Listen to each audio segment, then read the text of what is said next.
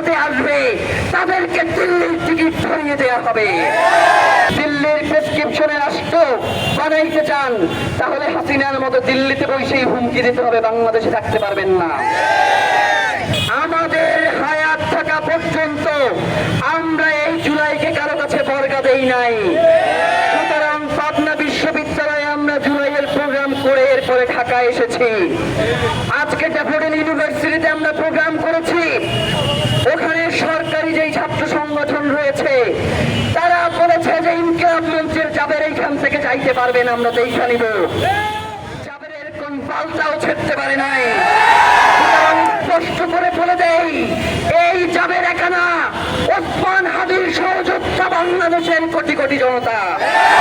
সুতরাং ইনকিলাব মঞ্চকে, বাংলাদেশের আজাদির লড়াইকে যারা থামাতে আসবে তাদেরকে দিল্লির টিকিট ধরিয়ে দেওয়া হবে।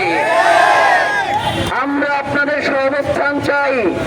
আমরা মনে করি দীর্ঘ 17 বছর বাংলাদেশে আপনারা জুলুম নির্যাতনের শিকার হয়েছেন। ইলিয়াস আলীর মতো নেতাকে শুধু খুন করেই ক্ষান্ত হয় নাই, তার লাশটা কেটে সমুদ্রে ভাসিয়ে দেওয়া হয়েছে। সেই দিনগুলো ভুলে যাইয়েন না। আজকে ক্ষমতা আসছে, হাসিনার থেকে অন্তত বেশি শক্তিশালী হয়ে এখন পর্যন্ত উঠতে পারেন নাই। নতুন করে হাসিনা হইতে যাইয়েন না। আমরা আপনাদেরকে দেখতে চাই জিয়াউর রহমানের জায়গায়। আমরা আপনাদেরকে দেখতে চাই বেগম খালেদা জিয়ার মতো আপসহীনতার জায়গায়।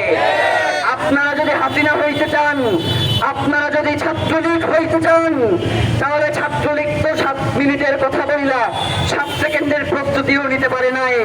আপনারা শুনছি আজকে 10 মিনিটের কথা বলছেন, বাড়াইয়ে দিলাম 10 সেকেন্ডের প্রস্তুতি গ্রহণ করবার সময় পাবেন না।